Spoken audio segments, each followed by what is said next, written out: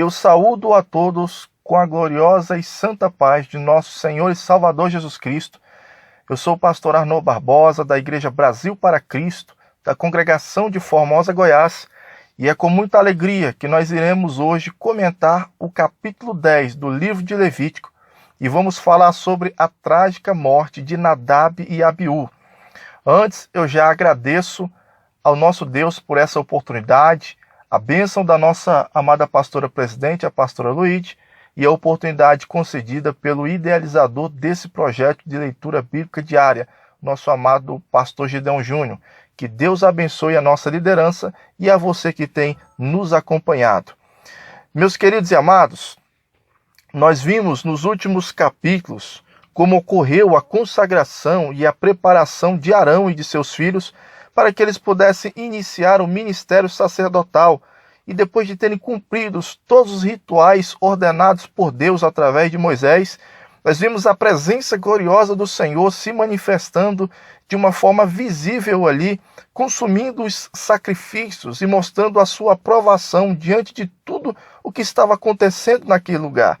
Foi algo muito lindo, foi tudo muito espetacular, mas quando entramos aqui no capítulo 10, aquela alegria contagiante, de repente ela deu lugar ao medo, ao temor e à tristeza pelo fato trágico que ocorreu aqui e que vamos comentar a partir de agora. Vamos então ao versículo 1 do capítulo 10 de Levítico. Diz assim um texto sagrado: E os filhos de Arão, Nadab e Abiú, tomaram cada um o seu incensário e puseram neles fogo, e colocaram incenso sobre ele, e ofereceram fogo estranho perante o Senhor, o que não lhes ordenara. Nadab e Abiú, meus amados, eram os dois filhos mais velhos de Arão, dentre os 4 filhos que ele teve ali com a sua esposa Eliseba. O primogênito era Nadab, cujo nome tem os seguintes significados: disposto, liberal, generoso e nobre. Já o segundo filho, que era Abiú, tem o significado do seu nome de meu pai é ele. Ou seja, meu pai é o Senhor Jeová. Na hierarquia, irmãos, ali em Israel, a hierarquia que estava se formando, esses 2 filhos de Arão, que eram os mais velhos, eles só estavam abaixo ali de Moisés e de Arão. E por serem ali os 2 mais experientes, principalmente Abiú, que era o mais velho, talvez por essa razão eles foram os primeiros a oferecer incenso diante do Senhor. Mas o que será que deu errado? O que seria esse tal fogo estranho? Em algumas traduções, o termo fogo estranho é traduzido também por fogo profano, fogo não autorizado, fogo irregular ou ainda fogo estrangeiro, dando a ideia de algo estranho ao tabernáculo e que Deus não reconhecia por ter algo fora do que ele determinou. Sendo assim, existem algumas interpretações sobre o que poderia de fato ter ocorrido ali. Alguns comentaristas sugerem que o fogo poderia ter sido oferecido na hora errada. Em Êxodo capítulo 30, versículos 7 ao 9, a oferta de incenso deveria ser feita diariamente por Arão no período da manhã e da tarde. Segundo essa linha de interpretação, ambos desobedeceram os horários diários estipulados pela lei. Outra tese, que é fortemente ventilada pela tradição judaica, é que eles estariam embriagados e, portanto, poderiam ter feito algum procedimento ali inadequado. Para quem defende essa linha de pensamento, foi por essa razão que houve a proibição ali dos versículos 8 ao 10 dos sacerdotes não beberem vinho antes de entrarem na tenda sagrada. Por outro lado, muitos acreditam que os 2 possam ter morrido por terem oferecido incenso que não eram próprios para pôr sobre o altar, desobedecendo ali toda a instrução divina que estava ali, conforme Êxodo capítulo 30, versículo 9. Quem defende essa tese considera que o fogo estranho ele se refere ao incenso errado que foi queimado. Particularmente, irmãos, eu penso que se o problema fosse apenas o incenso errado, talvez o escritor do texto sagrado ele pudesse ser um pouco mais específico e poderia usar o termo incenso estranho, conforme está em Êxodo 30, versículo 9, ao invés de usar o termo fogo estranho. Por fim, o termo fogo estranho poderia também estar relacionado à natureza do fogo, ou seja, as brasas utilizadas por Nadab e Abiú foram retiradas de outro local, que não era o altar de bronze, como a lei determina, ali em Levítico capítulo 16, versículo 12. Essa tese, irmãos, ela é defendida pela maioria dos grandes eruditos, e particularmente, eu creio que seja a melhor interpretação, até porque o que produz o fogo são as brasas e não o incenso. Sendo assim, meus amados, podemos ver aqui profundas revelações divinas nesse versículo. As brasas que acendiam tanto o incensário quanto o altar de incenso ali no lugar santo, que era o lugar da intercessão, deveriam ser retiradas do altar de holocaustos, que representa o local da expiação. Com isso, meus amados, Deus mostrou ao povo que a oração, a intercessão e a adoração, elas devem estar conectadas com a expiação do pecado. Do mesmo modo também, a oração, intercessão e adoração da igreja devem estar conectadas diretamente ali aos méritos da expiação de Cristo feita na cruz do Calvário.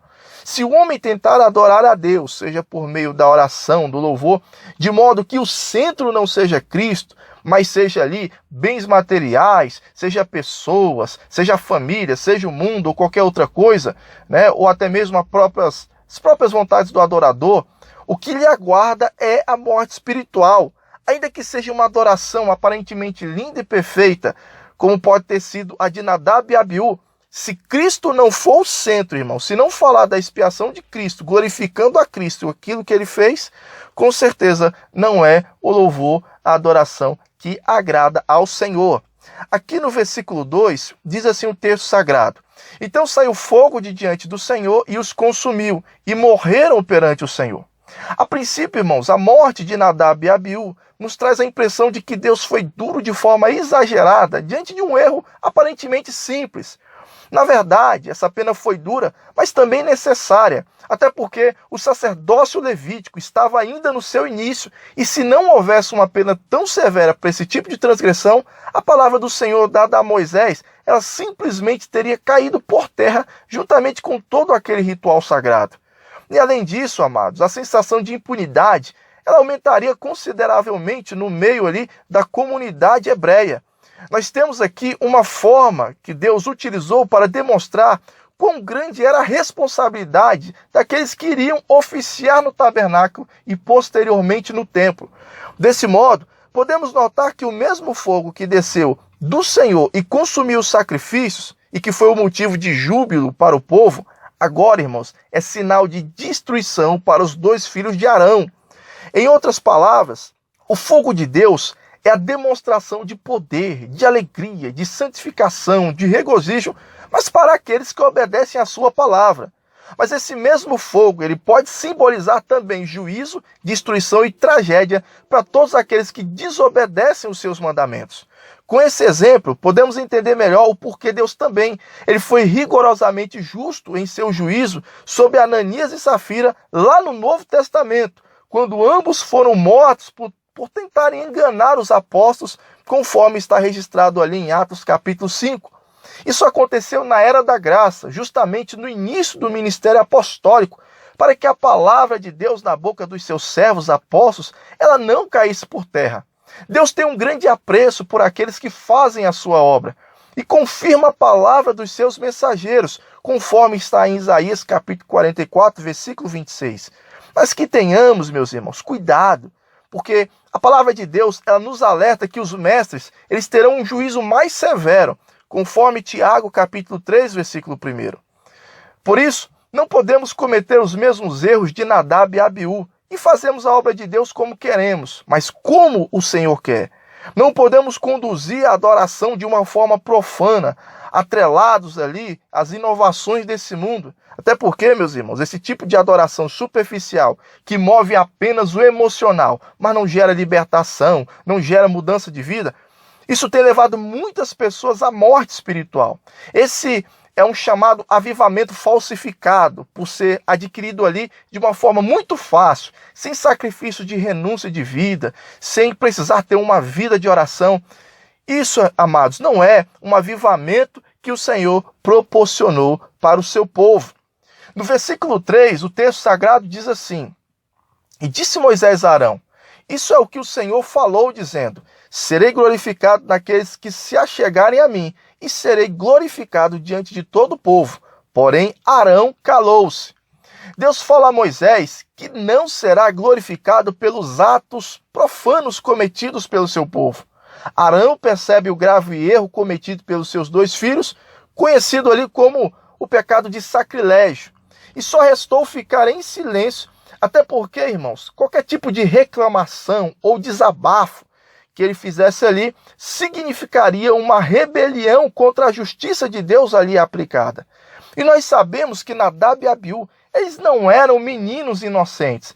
Eles haviam sido muito bem instruídos. Além do mais, os 2 já eram os filhos mais velhos de Arão e, portanto, eram os mais experientes.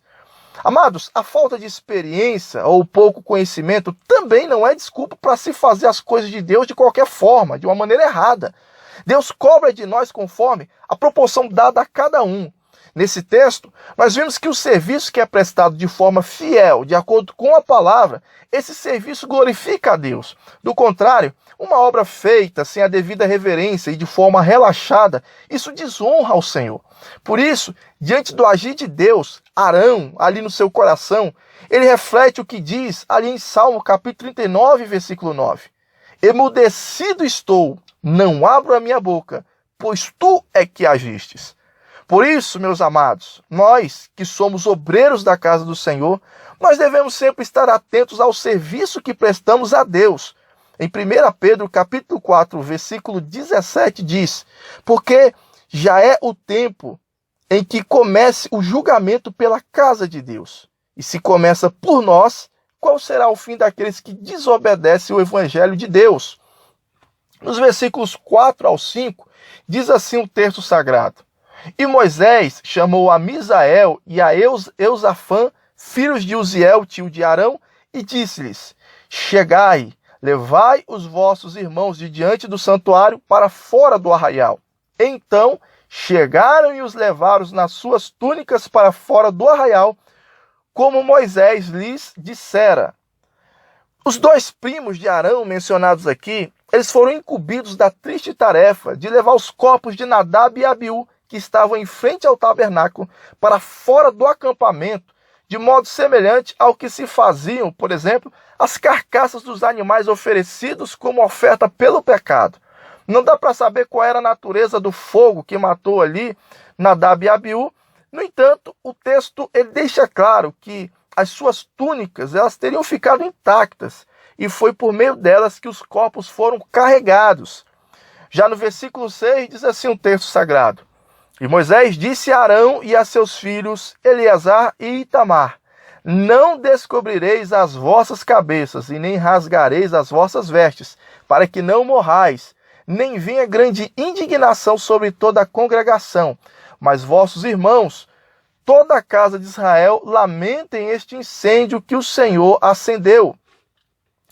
Amados, diante dessa situação, de algumas situações, era comum os povos antigos, eles desarrumarem os cabelos, vestissem de pano de saco, jogar cinza sobre a cabeça e rasgar os vestidos como sinal de grande tristeza. Para Arão e seus filhos, isso não foi permitido, porque essa atitude provocaria no povo um sentido de discordância pública do severo castigo de Deus sobre os 2 irmãos ali. Além disso, irmãos, a lei ela não permitia ao sumo sacerdote ungido ele se contaminar tocando em corpo de morto, mesmo que fosse dos pais ou de algum filho, e nem demonstrar o seu luto e a sua dor, como era permitido, por exemplo, ao sacerdote comum. Podemos ver isso lá em Levítico, a partir do capítulo 21, versículo 10. Esse comportamento, amados, equilibrado, que o sacerdote, o sumo sacerdote, ele deveria ter, para não se contaminar tocando nos cadáveres dos seus familiares mais íntimos e nem podendo prantear por eles, é uma analogia das características pessoais do Messias que havia de vir. Pois ele não se contaminaria com o pecado e por isso ele teve o poder de vencer a morte, ressuscitando ao 3º dia, conforme diz ali nos evangelhos. Jesus, ele tinha uma postura diferenciada diante da morte, até porque ele teria poder absoluto para ressuscitar os mortos, como fez ali a Lázaro e alguns outros, e o fará também aos santos que o aguardam no arrebatamento, conforme 1 Tessalonicenses, no capítulo 4, do versículo 13 ao 17. Outro motivo pelo qual a proibição de que Arão e seus filhos ungidos desarrumassem ali os cabelos e rasgarem as vestes, poderiam estar relacionada aos costumes pagãos, em que os sacerdotes eles realizavam esse tipo de prática em relação aos mortos. Em Ezequiel, capítulo 24, versículo 16 ao 17, o profeta Ezequiel, que pertencia à linhagem sacerdotal, ele também recebeu instruções semelhantes ali quando morreu a sua esposa, como uma forma de ilustrar ao povo o castigo que Deus traria sobre a nação de Israel. No versículo 7, diz assim: nem saireis da porta da tenda da congregação para que não morrais, porque está sobre vós o azeite da unção do Senhor. E fizeram conforme a palavra de Moisés. Amados, não foi permitido que Arão, Eleazar e Itamar, que foram os filhos que restaram, eles pudessem ali acompanhar o ritual fúnebre de Nadab e Abiú, enquanto eles estivessem oficiando como sacerdote ungido ao Senhor, conforme determina a lei em Levítico 21, versículo 12. Diz assim aquele texto: não sairá do santuário e nem profanará o santuário do seu Deus, pois a coroa do óleo da unção do seu Deus está sobre ele. Eu sou o Senhor. Repare que todas essas exigências eram extremamente rigorosas, principalmente para o sumo sacerdote. Para se ter uma ideia, amados, mesmo que fosse o seu pai ou a sua mãe que viesse a morrer, ele não poderia interromper o ritual sagrado. Imagine só como era o nível de renúncia desse homem para que ele pudesse exercer o ministério do Senhor. Ele teria que abrir mão dos seus próprios sentimentos para servir a Deus e interceder pelo povo. Nós temos aqui, amados, uma clara analogia de como seria a vida humana de Jesus Cristo aqui na terra. Ele deveria entender que, sendo filho de Deus, ele teria que abrir mão dos perigosos sentimentos humanos para que pudesse tomar a decisão certa e se entregar como Cordeiro de Deus para salvar a humanidade dos seus pecados.